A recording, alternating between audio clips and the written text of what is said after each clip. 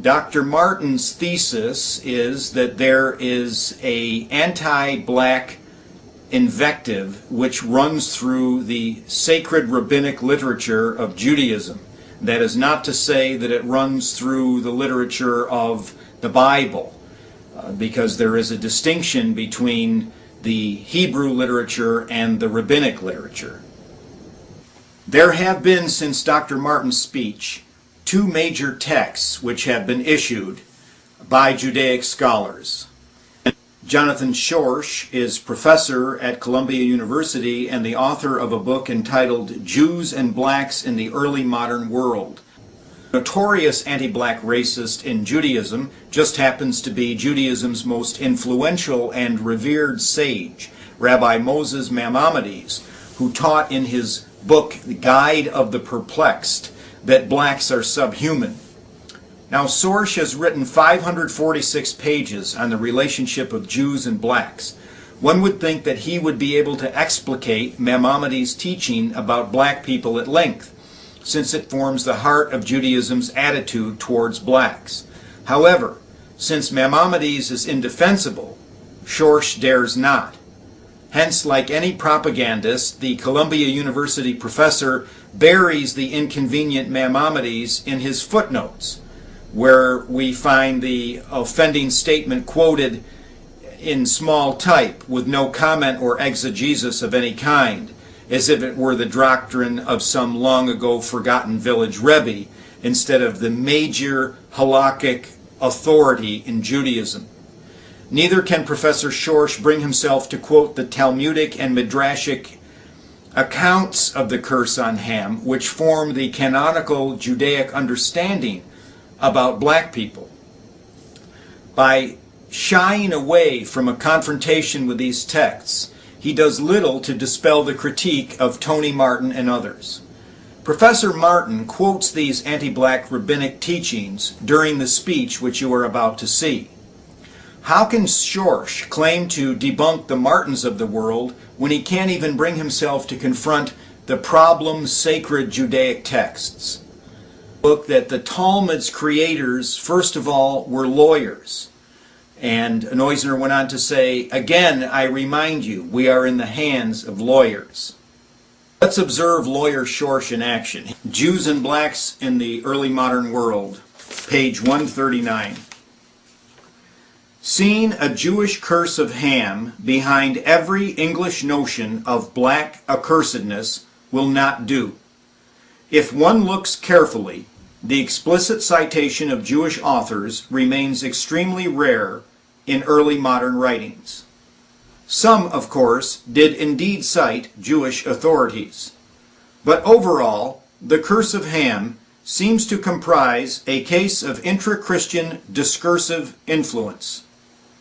The Jewish Bible having been claimed as a Christian text already long before the medieval period, early modern Christian authorities continued to make use of it as a component of the Christian canon. And that's a quote from Jews and Blacks in the Early Modern World by Jonathan Schorsch, published by the Cambridge University Press. Well, nice try, Professor Schorsch, but the fact is the Israelite Bible was misappropriated by the rabbis, not the Christians, who are its rightful heirs.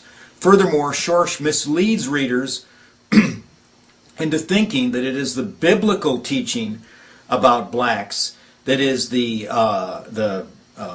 pivot of anti-black racism in the West, when Schorsch knows very well that the anti-black rabbinic dogma is diametrically opposed to the Old Testament.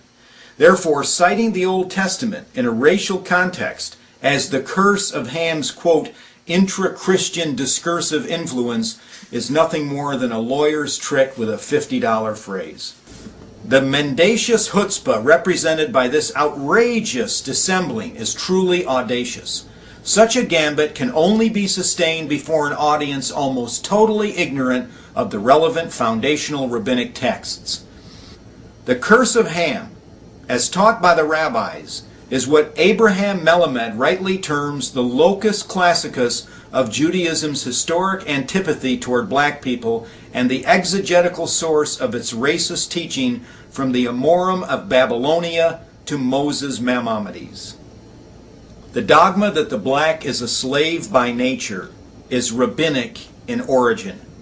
Canaan is identified as a black man, and blacks as an inferior people, only in the Gemara, which is to say the latter part of the Talmud, the Midrash, and later writings of the rabbis.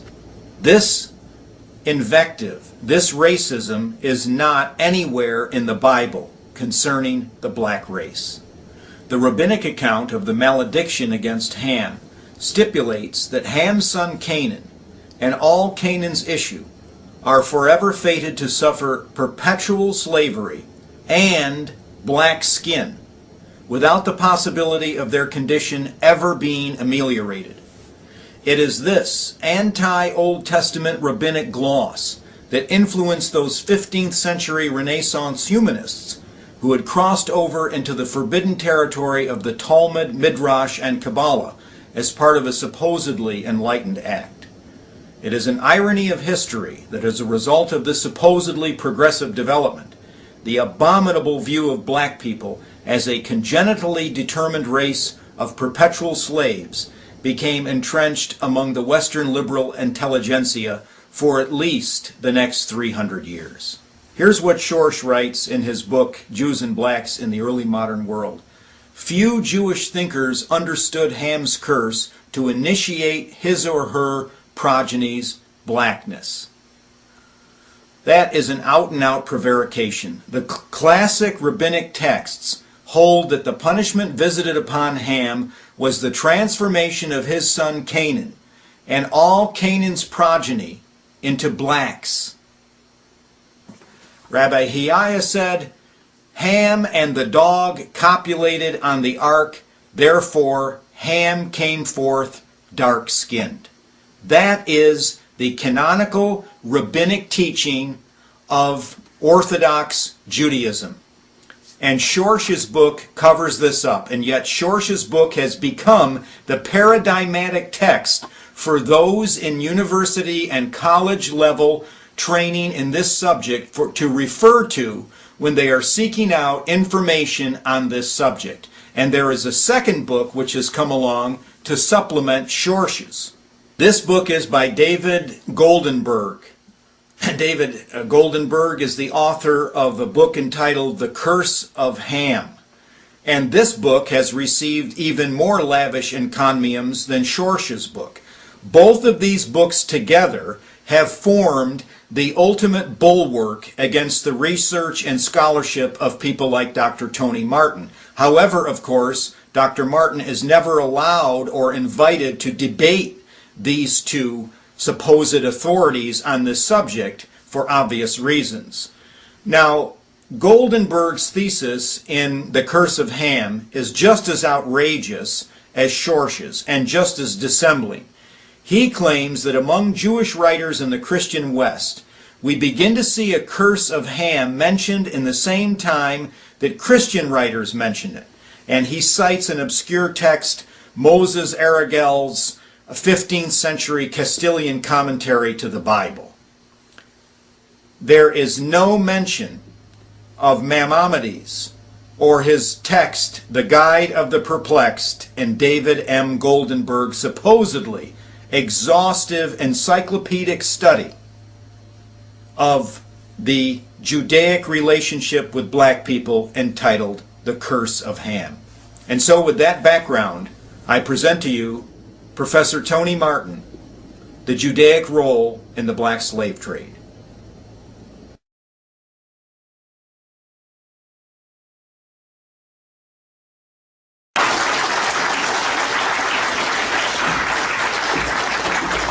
The notion of real history, which is a notion, as far as I gather, that sort of pervades this conference.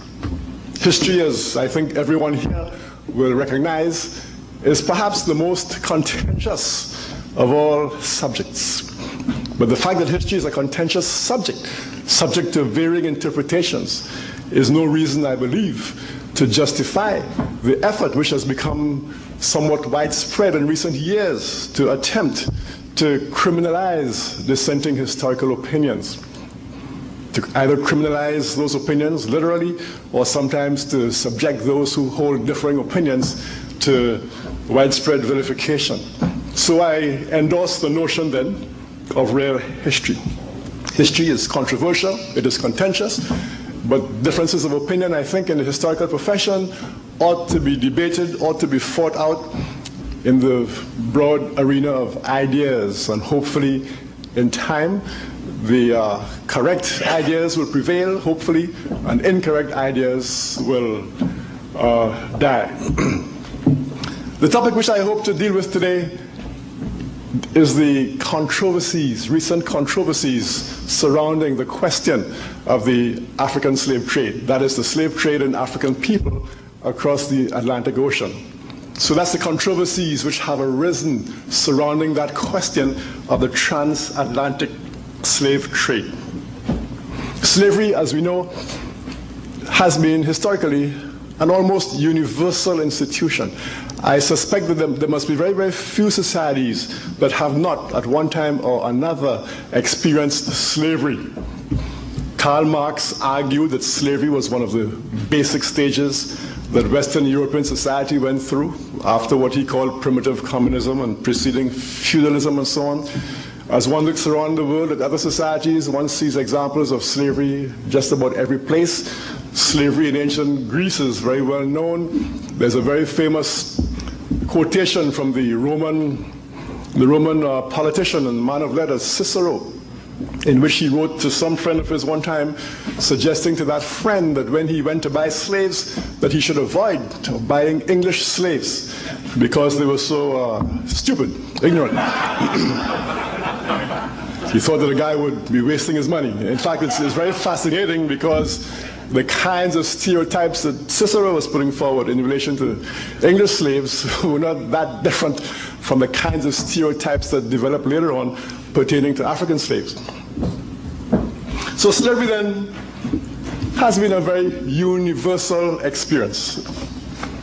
Nevertheless, it has been a very controversial experience, and it continues to be a very controversial experience. One of the very first controversies surrounding slavery is the question of defining slavery. What precisely is slavery?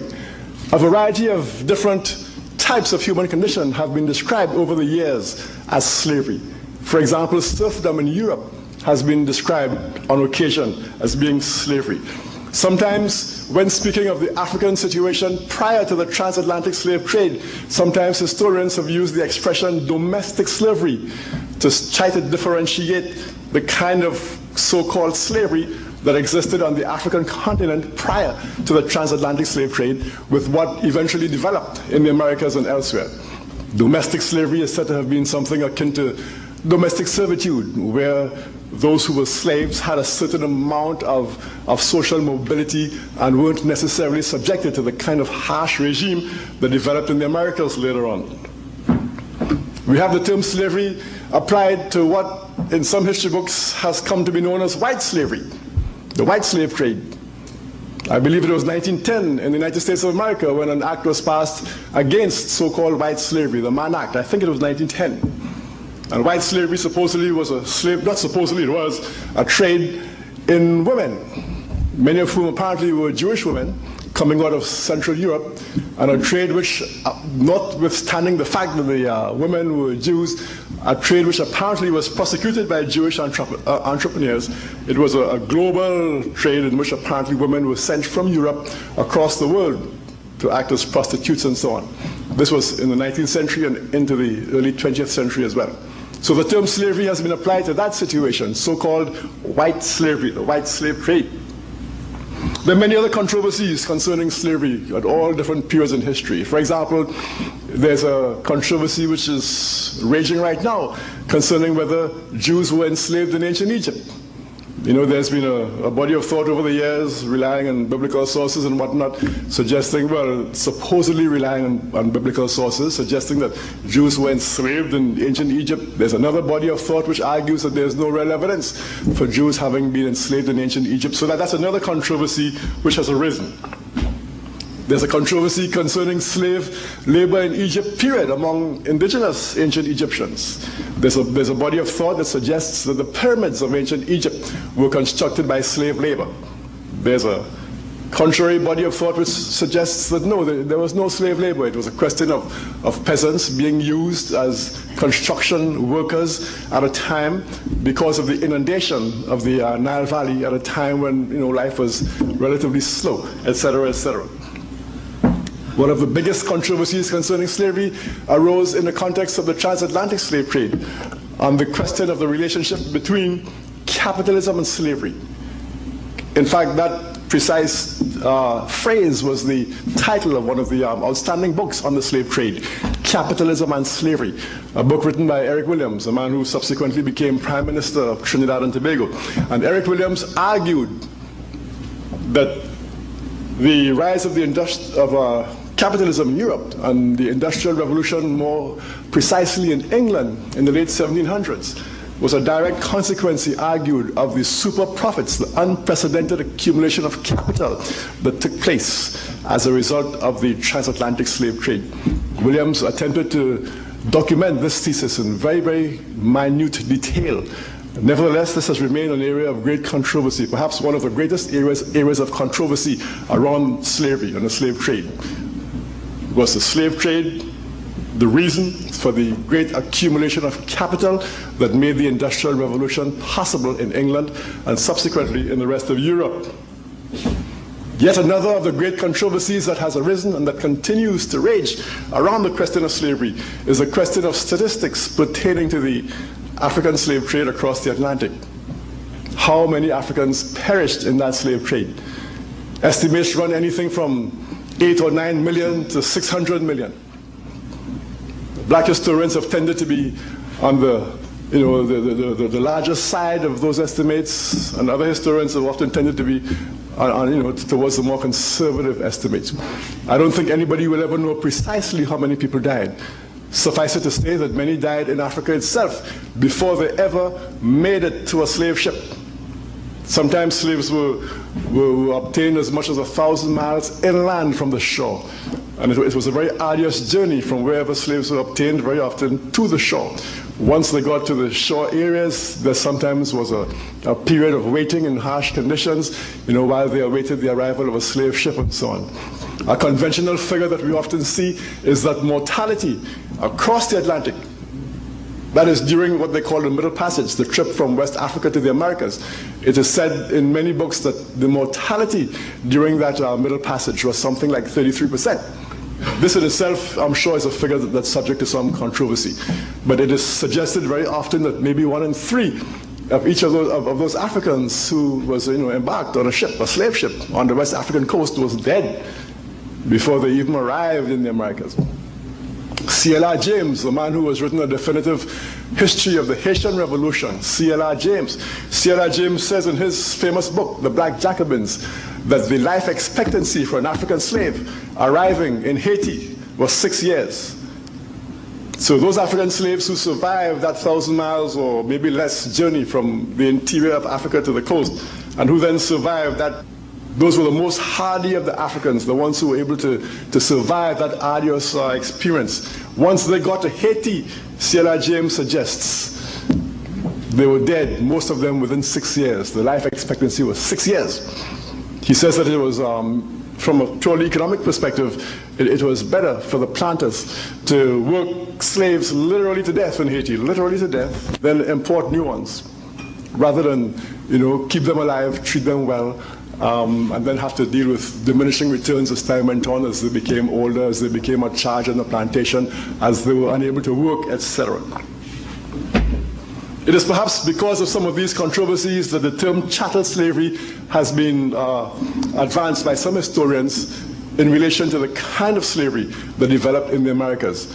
Because the term slavery has come to cover so many types of situations, some historians have used the term chattel slavery to describe slavery as it existed in our part of the world here in the Americas. Chattel, from the English word meaning cattle, chattel, as in cattle, indicating that human beings in this kind of slavery were treated like animals, like cattle, in a way that perhaps was not necessarily always present in slavery in other places. Perhaps that kind of debasement of the human spirit perhaps was not as prevalent perhaps in serfdom in Europe, or maybe in domestic slavery in Africa, etc. So the term chattel slavery then is one reflection of an effort to come to grips with at least one aspect of these many controversies concerning the slave trade. Another controversy pertains to the question of what kind of institution slavery was in the Americas. Was it a benign institution? Were the slaves happy? Did they cry when their master died? Did they bow and scrape? Did they become Sambo characters? Sambo is a term that some historians have come up with to describe a kind of personality whereby Africans supposedly acquiesce, I guess, in the institution of slavery. They like being subjected, they like being enslaved and so on. They became childlike, etc. So were they Sambos? Did they like slavery? Were they mostly rebellious? Was slavery a harsh institution? Was it a mild institution? All of these are areas around which controversy has raged. There's a historian back in the 1940s, a man called Tannenbaum, who put forward yet another controversial thesis. He argued that slavery was milder in the Portuguese and Spanish territories in the Americas than it was in the Protestant territories. He argued that the Portuguese in places like Brazil and the Spaniards and other places were prone to miscegenation, and as far as he was concerned, miscegenation was some kind of an indicator of mildness. My own argument is that nothing could be further from the truth. Miscegenation simply meant that slave owners had access, sexual access to their slave women and took advantage of that situation. But miscegenation outside of marriage is not, ipso facto and per se evidence of anything except access to women who were defenseless. But nevertheless, you had a historian, Tannenbaum, arguing that there was a great deal of miscegenation, he said, in Latin America.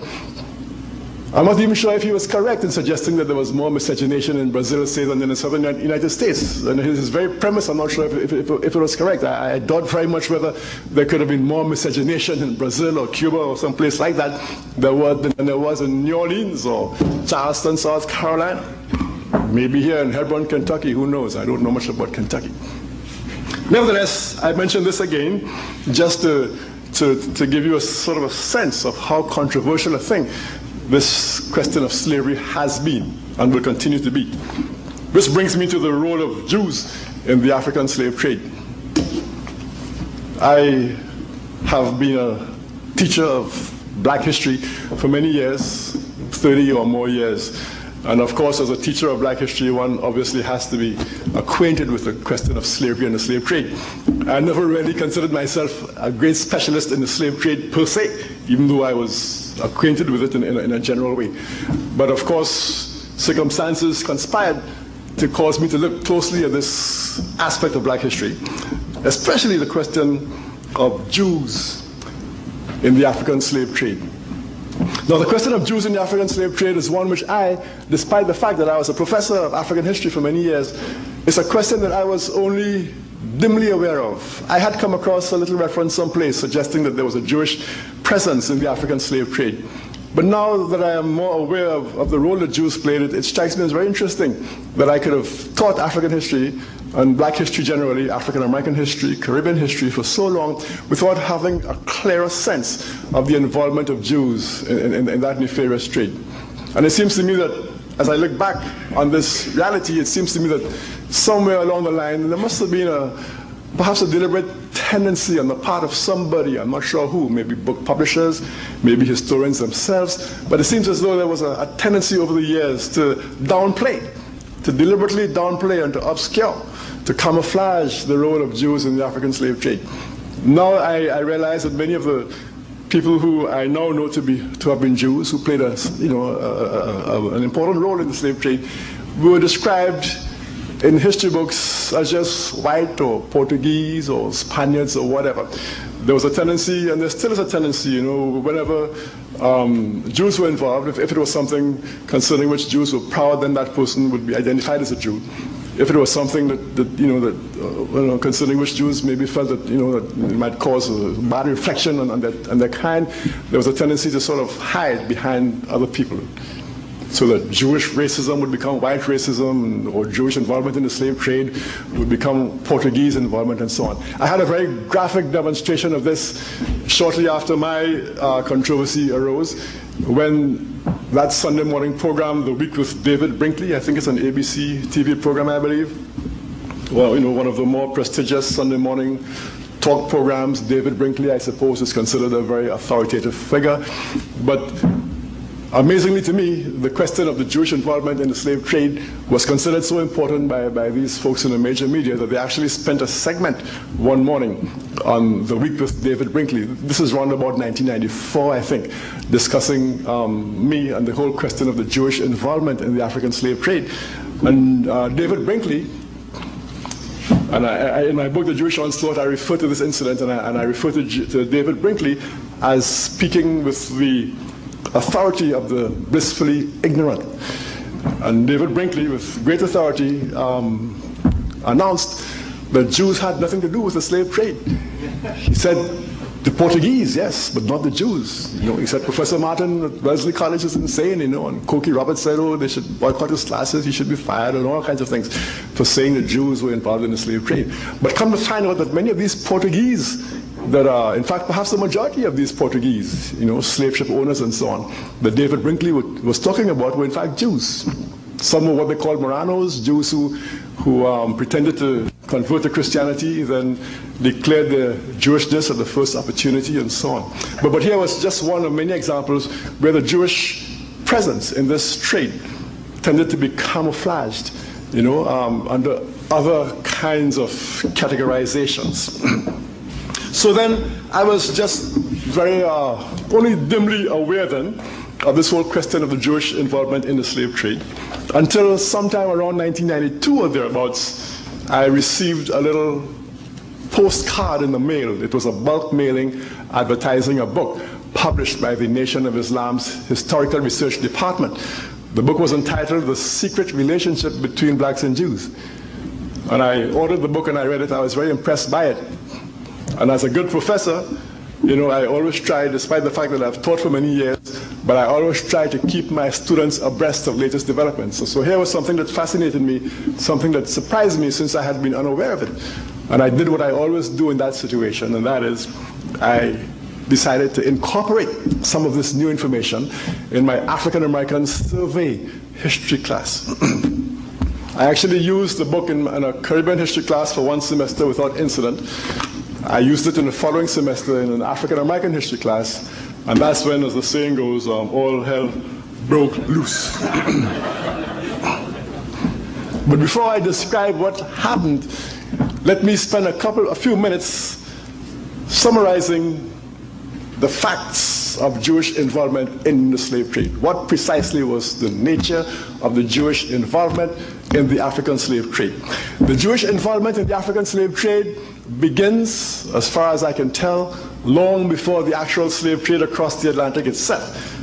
The transatlantic slave trade has its immediate origins around about 1441, when Portuguese sailors landed on the West African coast and kidnapped a few Africans, brought them back to Europe. Africans were brought back to Europe, to Portugal and to Spain as part of that particular trade for several years. Columbus, of course, arrived in the Americas in 1492, approximately half a century later. In 1502, the first Africans were brought to the Caribbean. The Caribbean is where the transatlantic slave trade begins, and many Americans don't know that.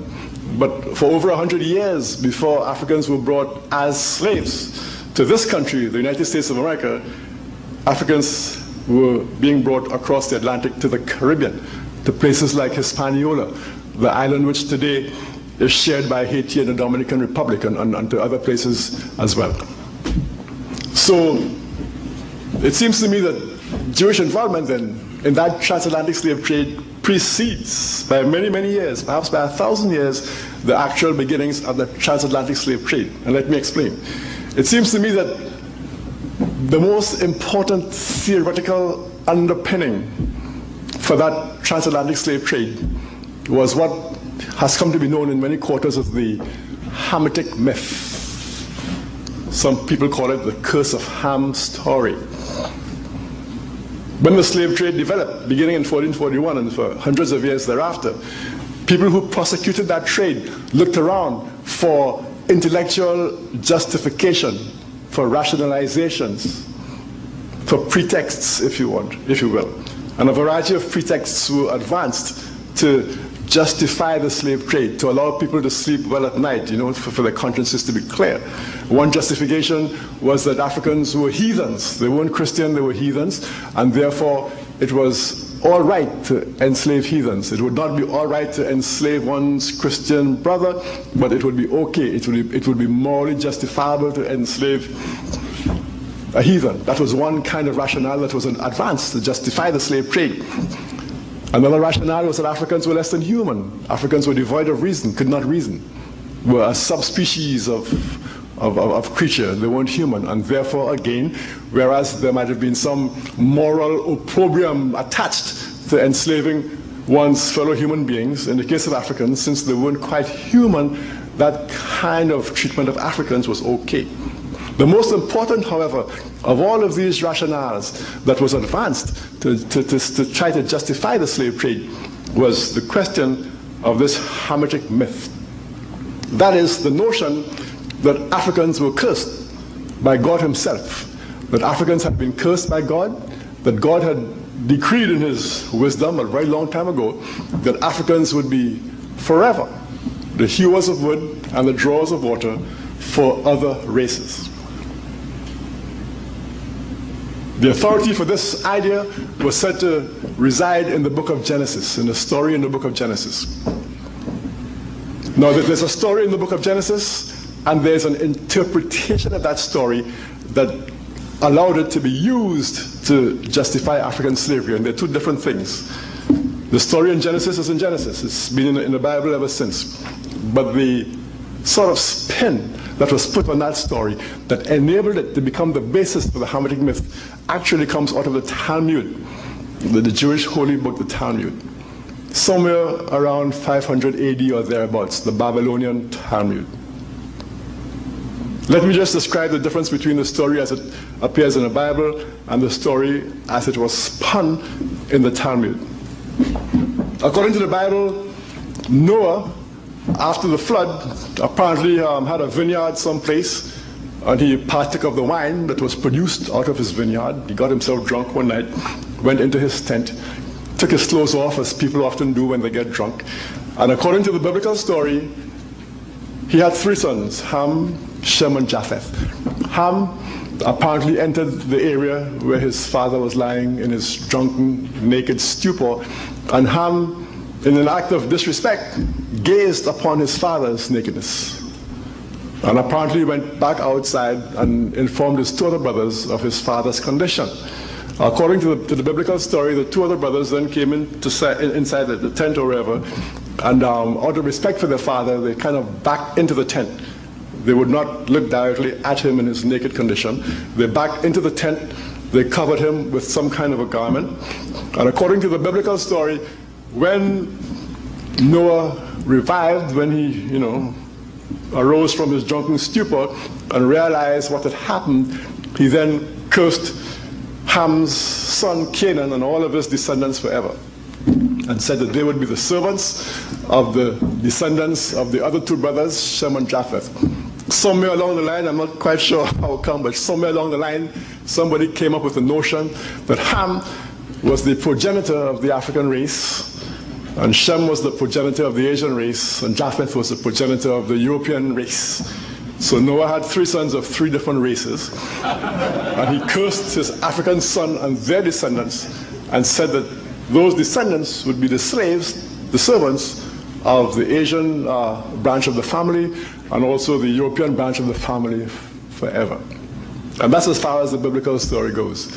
The Talmud, which of course, my understanding of the Talmud, I'm no expert on the Talmud, but my understanding is that the Talmud consists of interpretations, what they call glosses, on various biblical stories.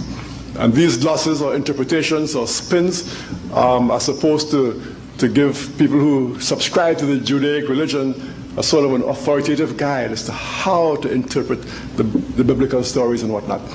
So what the Talmud did then, the Talmud came along, the Babylonian Talmud, around about 500 or so AD, and proceeded to spin this biblical story, and for reasons that are unknown to me. But Ham, again, was said to be the progenitor of the African race. Now, interestingly enough, I've read someplace that early Christians also accepted this notion of Ham being some sort of progenitor of the African race. But apparently, in the Christian tradition, the kind of overtly racist implications of that fact didn't develop in the same way as it developed in the Judaic tradition. According to the Talmud, Ham was again the original African, and when God, through Noah, cursed Ham and his son Canaan and all his descendants, he was in fact cursing the African race. Now, this was the unique new element to the story that the Talmud originated.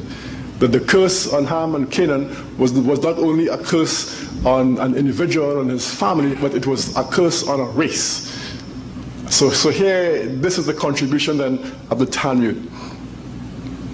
That God, through Noah, cursed the African race. And the Talmud proceeded to embellish the story in the most delightful, should I say, ways.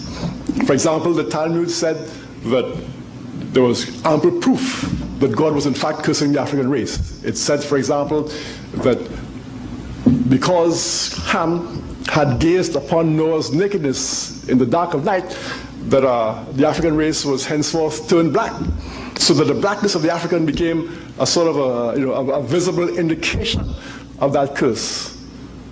The Talmud said that because it was dark at night when Ham entered that tent and looked upon his father's nakedness, he had to open his eyes, he had to buck his eyes, as they say in America, to see his father in the darkness. And that's why Africans had big eyes. The Talmud said, and I'm going to quote all this exactly in a minute. I'm not making this up. It sounds incredible, but I'm actually paraphrasing a gentleman by the name of Harold Brackman, a man who worked until recently for the Simon Wiesenthal Center of all agencies. He wrote all of this in his dissertation.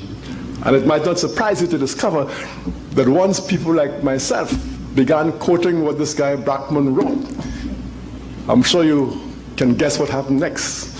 And that is that Brackman denied he had ever written this stuff. This stuff is in Brackman's PhD dissertation. It's called The Ebb and Flow of History. Anybody here can easily read it. You can get it in any library. If they don't have it, they'll get it for you interlibrary loans. It's called The Ebb and Flow of History. It's a PhD dissertation, I think in the history department at UCLA, 1977, by Harold D. Brackman, who I believe up to a couple of years ago, maybe even now, is or was until recently a functionary of the Simon Wiesenthal, or is it Wiesenthal Center. But despite the fact that his writings were clearly in the public record, that an undergrad student can access this stuff and check it for themselves, once the story got out, he quickly denied it ever written this. This man actually wrote letters to the New York Times. I believe I have the actual footnotes here in the Jewish Onslaught concerning all this. This man wrote letters to the New York Times. He wrote a slew of letters to black publications all over this country, denying all of this stuff, even though it's right there on the record. So I'm using very good evidence here when I paraphrase what he's saying. Brackman tells us that because, and here it gets to be totally hilarious. Now, these Jewish rabbis, the sages, they call them, the wise men who put together this Talmud, they actually invented. They sort of elaborated on the biblical story. It's like a jazz musician who improvises. Well, they improvise on the story. They did a whole elaborate improvisation in the story. And somehow, Lord knows how come, but they came up with the notion that Ham, when he went into that tent and looked upon his naked father Noah, that Ham buggered his father. He had anal intercourse with his father. And because he had anal intercourse with his father, that's the reason and here I'm citing Blackman, that's the reason why part of the curse was to give black men large sexual organs. So all of this was part of the curse. The black skin, the big eyes, even the kinky hair too, big sexual organs, all of this. So, as amazing as this may seem, this transpired 1,000 years before the beginnings of the transatlantic slave trade. And when the slave trade came into being, this notion of the Hamitic curse was revived, and it became, both for Jews and for Christians, it became the most pervasive of all the attempts to rationalize that slave trade. Let me quote the exact words of Harold Bachman, lest you suspect that I'm making this up. I'm quoting here from Harold Bachman, the dissertation I mentioned a minute ago, The Ebb and Flow of History. Quote, "There is no denying," this is on page 34 in case anybody who has a book feels like reading along with me. I know several of you have the book on there. This is on page 34 in the middle of the page, second new paragraph. "There is no denying that the Babylonian Talmud was the first source," and listen to how unequivocal he is here. It was the first, the very first. In other words, this is Bachman from the Simon Wiesenthal Center acknowledging that the Talmud was the place that invented the story of the Hamitic curse. There is no denying that the Babylonian Talmud was the first source to read a Negrophobic content into the episode. Here he is referring to the episode of Ham looking upon his father's nakedness. He goes on to suggest that these early sages, some of them, impose this homosexual sort of spin onto the story. Quote, he says, Rab is one of these sages. He says, Rab maintained that Ham had unmanned Noah. So Ham, according to this sage, had actually castrated his father. While Samuel is some other sage, Samuel claimed that he had buggered him as well. Both unmanned him and buggered him. Now, how this arose out of the biblical story, I'll never understand. Let me continue to quote from Bachman here in his dissertation. Quote, he is discussing here various, slightly diverging, variants of this myth. He goes on to say, quote, "The more important version of the myth," that's the Hamitic myth, however, "ingeniously ties in the origins of darkness and of other real and imagined Negroid traits with Noah's curse itself." According to it, that's according to this most popular version of the Hamitic myth. According to it, Ham is told by his outraged father that because you have abused me in the darkness of the night, your children shall be born black and ugly. This is in the Talmud. Because you have twisted your head to cause me embarrassment, they shall have kinky hair and red eyes. So if you ever wondered about the origin of the kinky hair and the red eyes of black folk, here you have it. Because your lips jested at my exposure, theirs shall swell. That's why black folks have thick lips. And because you neglected my nakedness, they, that is your children, the children of Ham and Canaan, they shall go naked with their shamefully elongated male members exposed for all to see. So there you have the origin of a whole variety of stereotypes pertaining to African folk. So the Hamitic myth then is where you really have to begin, in terms of a discussion of the Jewish role in the slave trade. They provided the rationale par excellence for the prosecution of that slave trade. Some years after the Babylonian Talmud, sometime in the Middle Ages, a man who I believe they consider to be perhaps one of the greatest philosophers ever, a man by the name of Maimonides, actually also contributed to that notion of Africans being subhuman when in his famous book, Guide to the Perplexed, when he, Maimonides, suggested again that African people were less than human, that they were somewhere between monkeys and human beings. This is Maimonides, a man who is one of the most revered of all of these Jewish sages. So by the time then that the slave trade came along, then there was this tradition which had been floating around Europe, and it was seized upon then by the slave traders, Jews and Gentiles alike, as a basic rationale. There were other areas, in which the Jewish presence was very manifest. For example, although I don't know a whole lot about this aspect of it, but my understanding is that Jews were in fact very prominent as slave traders, in the centuries prior to the beginning of the Atlantic slave trade. My understanding is that Jews, for many years sold Muslim slaves to Christians and sold Christian slaves to Muslims, and they were sort of accepted as the slave middlemen by both sides. And this is, a long time before the Atlantic slave trade came about. The earliest multinational corporation involved in the Atlantic slave trade was something called the Dutch West India Company. And again, it often surprises people to discover that even in this early period, globalization was already a very, fairly entrenched phenomenon. The slave trade was a great example of globalization. Here you had the Dutch West India Company, out of Holland, of course, which went to West Africa. They had their own private army. They established forts on the West African coast. They had their own fleet of ships and so on. They had their own administrators. Sometimes they would govern areas. They had their own governors, administrators, and whatnot. They were almost like, it was almost like colonization, via private enterprise. It was like privatized colonization. And all of this, of course, transpired with the sanction of European governments. These were like surrogate governments almost, these chartered companies as they were often called. So the Dutch West India Company in the 1600s then was the pioneer in this kind of multinational, globalized prosecution of the slave trade. And apparently a large number of the shareholders, the stockholders in this Dutch West India Company were Jews.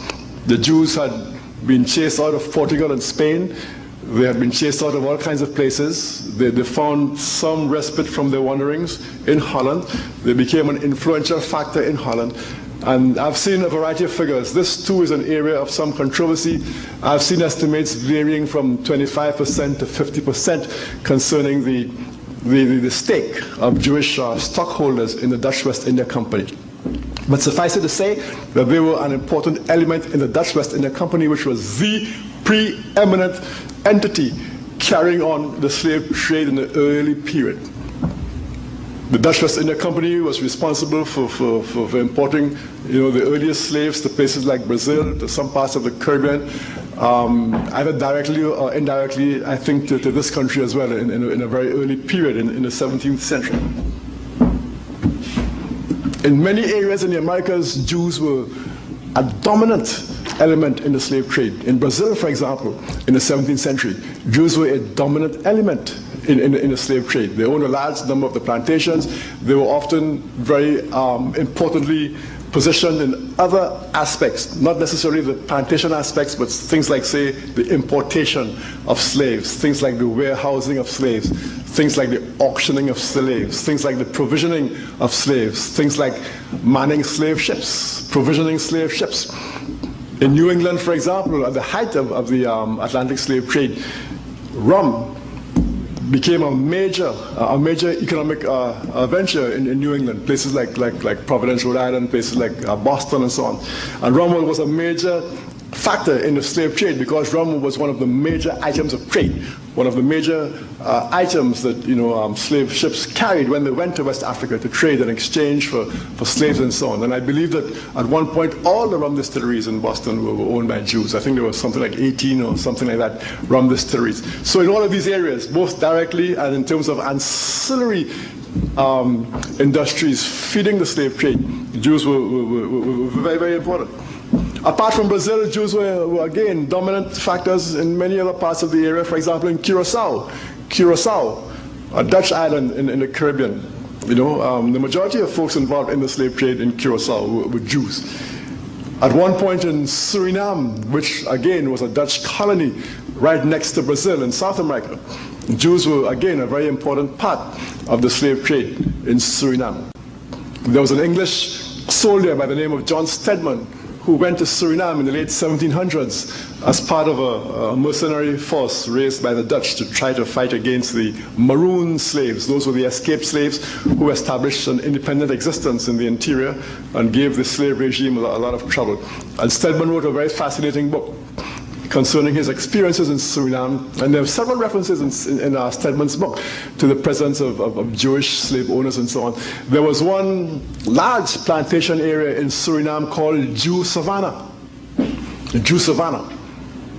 And according to Stedman, the Jews were very often the most cruel of the slave owners. They played a very prominent role in torturing slaves and so on.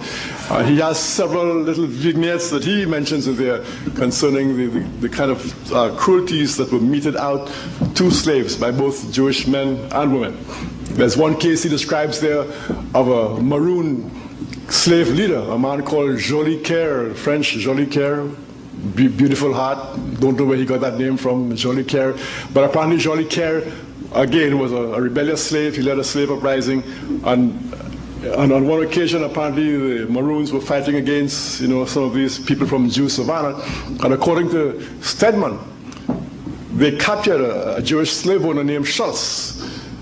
And apparently Schultz was the man that Jolicoeur, the slave owner that Jolicoeur had escaped from as a young boy. And Jolicoeur remembered that this guy Schultz had apparently ravaged his mother and so on.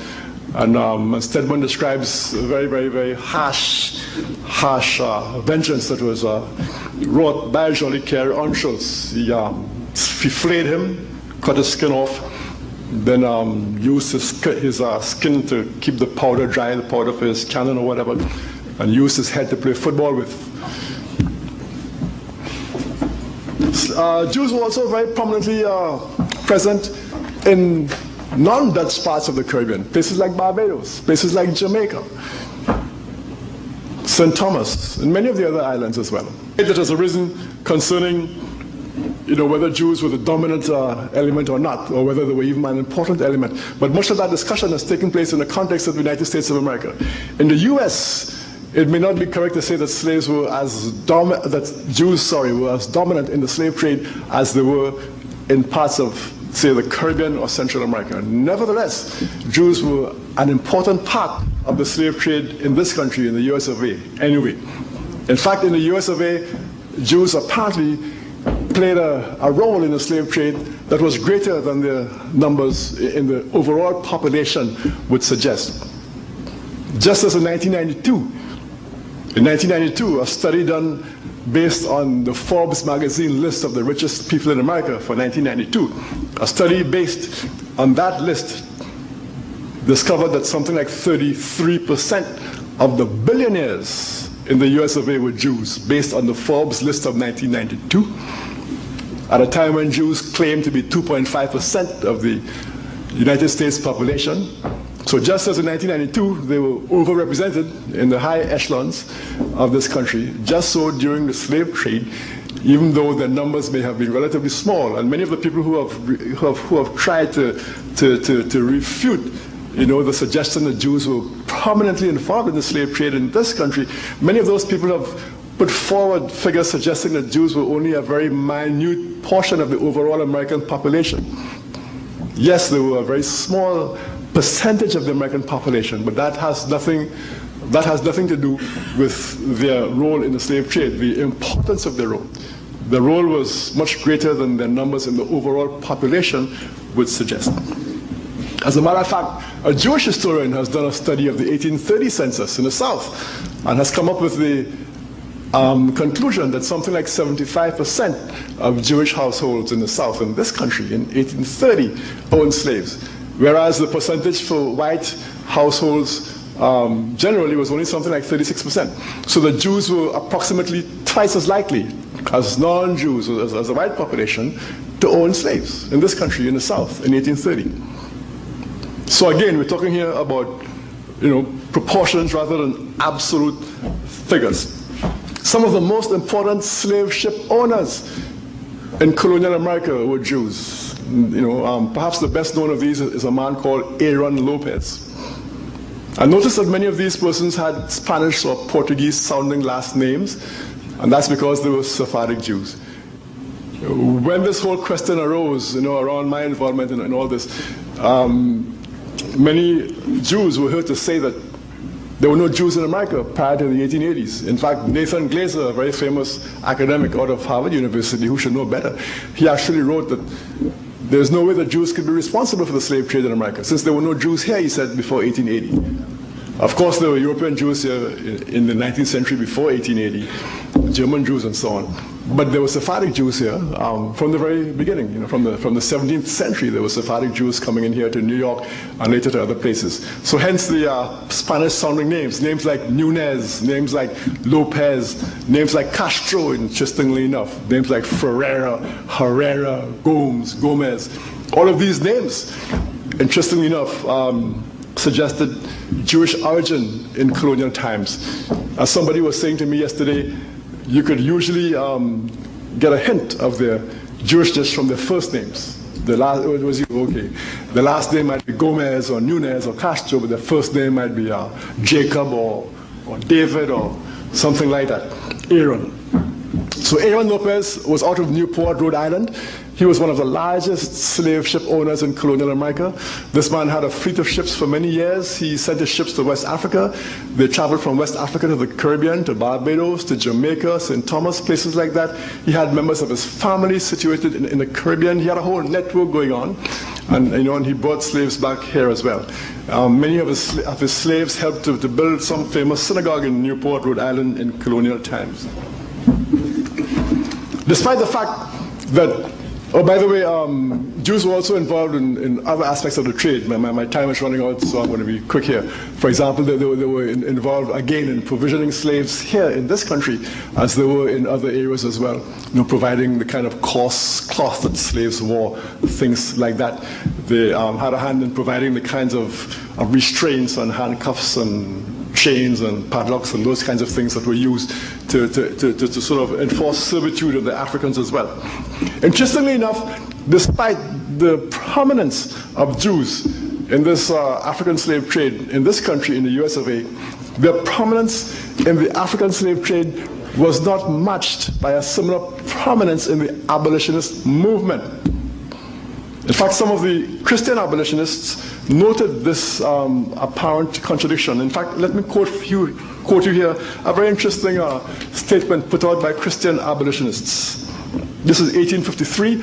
It's from the American and Foreign Anti-Slavery Society report, 1853. Quote, "The Jews of the United States have never taken steps, any steps, whatever, with regard to the slavery question. As citizens, they deem it their policy to have everyone choose whichever side he may deem best to promote his own interests and the welfare of his country," etc., etc., etc. This statement concludes as follows, quote, "The objects of so much mean prejudice and unrighteous oppression as the Jews have been for ages, surely they, it would seem, more than any other denomination, ought to be the enemies of caste and friends of universal freedom." Such, however, was not the case. There were very few and far between as far as the abolitionist movement was concerned. So this then is the reality of Jewish involvement in the slave trade. And that's the reality that I faced then in 1993 when I stumbled into this controversy simply by exposing my students to the fact that Jews, like everybody else, had been involved. And of course, I did not deny the involvement of anybody else. I did not even deny the involvement of African collaborators. For years I had taught Christian involvement, and up to now I'm still somewhat surprised that everybody else, seems willing to acknowledge their involvement in the trade. But for some reason, this is the only group that not only refuses to acknowledge their involvement, but becomes, very, very, very, very upset when that involvement is mentioned. I won't have time to go into my particular situation. It's all here in the Jewish onslaught. I'll just say very briefly before I wrap up, I was just told I have about 3 more minutes left. But this controversy assumed enormous proportions. I'm still surprised. Here was something as simple as my teaching this information, which is all well documented. The book that I was using, The Secret Relationship Between Blacks and Jews, put out by the Nation of Islam, that book relies almost 100% on Jewish sources. But what is interesting, though, is that even though the Jewish academics and authoritative sources like the Encyclopedia, excuse me, Judaica, even though these sort of academic, esoteric Jewish sources were quite forthcoming in acknowledging their role in the slave trade, the popular Jewish press and the popular Jewish populace, I guess, many of them were either unaware of all this or refused to believe it. I remember some Jewish alumni writing into the to the Wellesley College Alumni Magazine, suggesting that my teaching, the Jewish involvement in the slave trade, was akin to suspending the rules of grammar in an English class.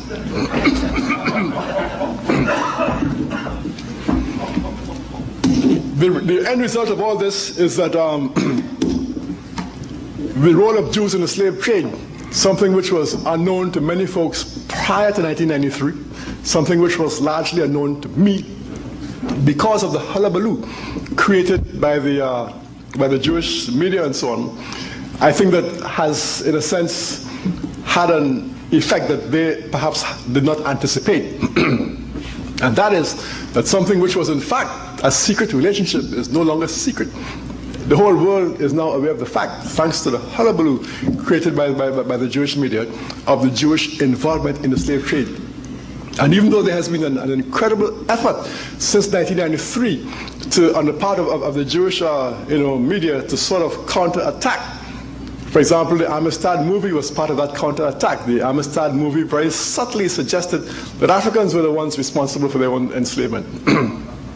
The Amistad movie, put out by Steven Spielberg, actually had an African slave. Imagine this. Steven Spielberg actually had an African slave in the Amistad movie saying, I did not see the movie, by the way, I refused to see it, but I was told that Spielberg actually had an African slave in this movie saying that he was so sorry for the great suffering that the Jews had gone through, and whatnot. And that nobody in the world, this was an African slave, a man who was on death row, in jail, fighting for his life as an African slave. And Spielberg has this man saying that he had just read the Bible, and these folks had suffered so much, etc., etc. Nobody in the world had suffered as much as they had. The whole question of late of an alleged slave trade in the Sudan. Now, there may indeed be a Muslim slave trade in the Sudan. There may, I know, it doesn't bother me one way or the other. But the whole attempt to elevate this into a new great anti-slavery crusade, that too is one of the means by which the Jewish establishment has tried to kind of smother and cover up, their own involvement in the slave trade. I don't know how many books on the slave trade have been published by Jews in the last 6-7 years. I have lost count, but it could easily be a dozen. That they keep just churning out these books. But the more noise they make, the more people become aware of the fact that that there is a Jewish involvement in the slave trade. So I think that to a large extent, I think they have kind of shot themselves in the foot this time around. They have let the genie out of the bottle.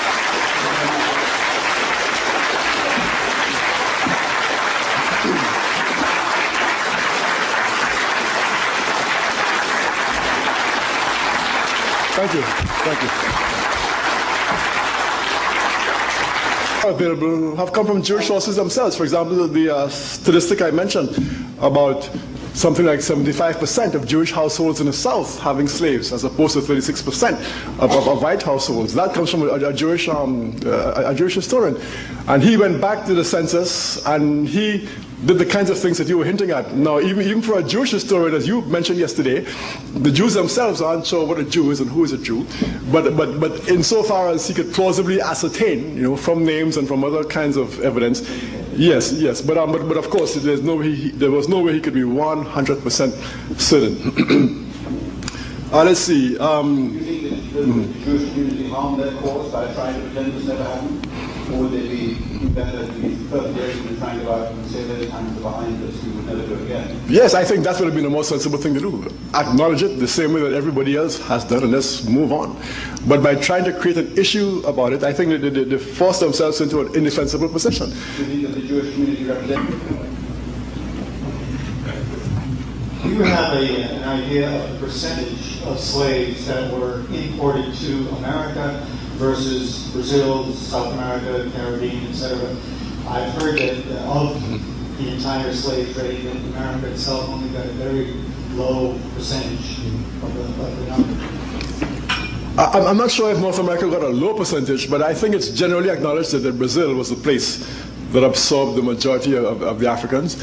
And I believe up to today, I think Brazil actually has the largest African population of any place in the Americas. In fact, some people argue that Brazil has the second largest African population of any country in the world after Nigeria. Of course, there's a great complexity around racial designations in Brazil. We can't only blame the Jews. In other words, nothing was done about it. Well, I don't think anybody has ever attempted to blame only the Jews. I certainly have never attempted to blame only the Jews. My position all along has been that other groups have acknowledged their involvement.